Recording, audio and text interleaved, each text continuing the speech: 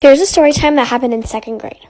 So my teacher never allowed fidget spinners, and my friend always brought one to school because that was the only thing that helped us focus. But every time she saw it, she would take it, and she would never return it even though she said she was. So me and my friend, I'm gonna call her Jalen, and my other friend, I'm gonna name her Caitlin.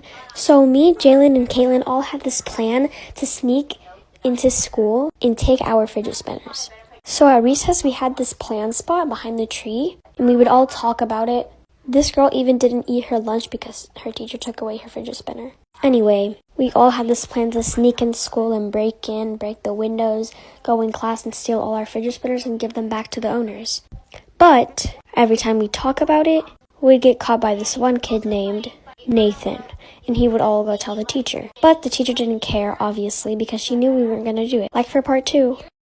Last week, my 6-year-old son comes to me and says, Daddy, I saw Mommy in bed with the neighbor when you were at work. So instead of confronting her when I found out, I thought of a plan to really fuck her. So we invited all of her family over for Christmas dinner, and while we were eating, I said, hey, Tommy, which is our son, how about you tell everyone what you told me a couple days ago? Everyone thinks he's gonna sing a song or tell a poem, but he goes, oh, I saw Mommy bring home the neighbor, and they went upstairs into their room, and she got completely naked. Everyone gasped. This is how teachers think bullying works in elementary school. What's up, loser? You're such a freaking loser.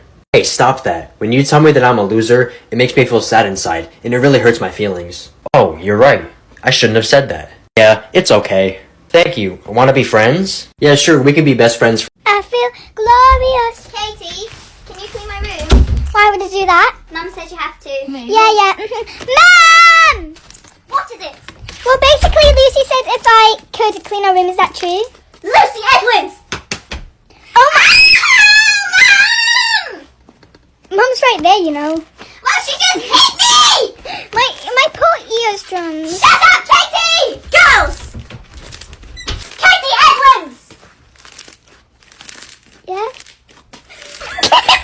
One day, a man was drowning in the water, and a boat came by and said, do you need any help? He said, no thank you, God will save me. Then another boat came by, said, do you need any help? And he said, no thank you, God will save me. Then he drowned and went to heaven. And he said, God, why didn't you save me? And God said, I sent you 2 big boats, you dummy. Do you like it? Yeah, it's very funny, man.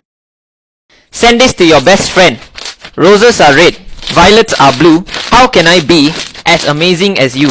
I'd love to spend some time together, you and me, always forever.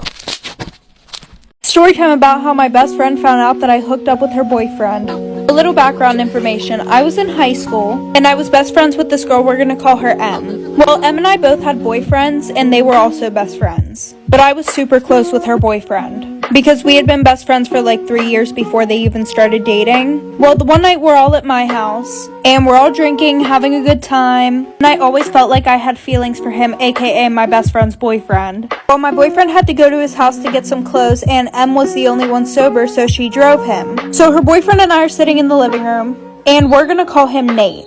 Well, Nate and I get to talking, and we were saying how crazy it would be if we started dating. And then I told him that I had feelings for him. And he said that he did too. So we decided to be terrible people and we hooked up. And after that, we definitely knew that there weren't any feelings there. But he went and got a shower because he had my lipstick all over him and he was really sweaty. Then my best friend got back like for part... Well, you're a bad son because you don't listen. Go ahead. Tell me what you want to say. It's not going to offend me because you're... Well, it's not going to affect me either because I'm sick of this. Listen to me. Get out of my face. Go to bed. Now I know why your father actually... Well, you know what? If you're going to be a complete douche like that, then I won't shut it down. Talk to me like that. I gave you life. And you treat me like crap. The only thing you're trying to specifically give me right now is a bunch of... One day, I went to my friend's birthday party. We're gonna call her Jazzy. Well, I'm at the party, and then Jazzy's dad pulls me aside, and he's like, can we talk in private? I was like, yeah, of course, because I thought it was gonna be like a gift for Jazzy. So long story short, he pulls me aside, and it gets so motherfucking weird. Like homeboy starts holding my hand, and he's like, I always thought you were one of Jazzy's most beautiful friends. Age is just a number. I don't really like my wife. And I was like, that's disgusting. So I got to the point where I got really uncomfortable. I ran away and I went to go tell Jazzy's mom what her husband was telling me. So I go tell her, right? This is the best part. So I go to tell Jazzy's mom, and she's like, thank you for telling me. I'm gonna take care of it. Here's this water. Drink it. Like, you're probably so overwhelmed right now. So I remember I drank the water, and I felt dizzy and tingly. Next thing I know, I'm in the hospital because Jazzy... Okay, part 2 of the fidget spinners. Okay, so as you know, Nathan was going to tell on us, and the teacher obviously didn't believe us because we were little kids and he knew we wouldn't do that. So we all had a plan that the next day we would all meet up at the playground in the school at 6 p.m. So that day, no one showed up. I didn't even show up. And the next day at school, we all got mad at each other for not showing up when we all said we showed up, but you guys didn't.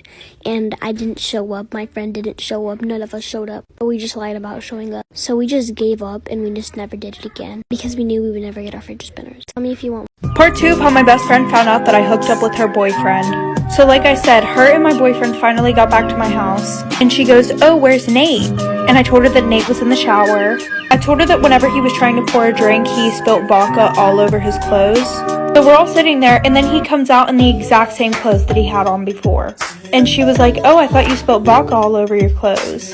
And he was like, oh, we put them in the dryer. So she literally got up, went over, and smelt his clothes, and they did not smell like vodka. So after that, she starts flipping the fuck out. She's like, why don't your fucking clothes smell like vodka? And then he came up with something. He was like, oh, she got confused. I spilt water all over my clothes. So as we're all watching a movie, I realized that Nate has a hickey on his neck from me.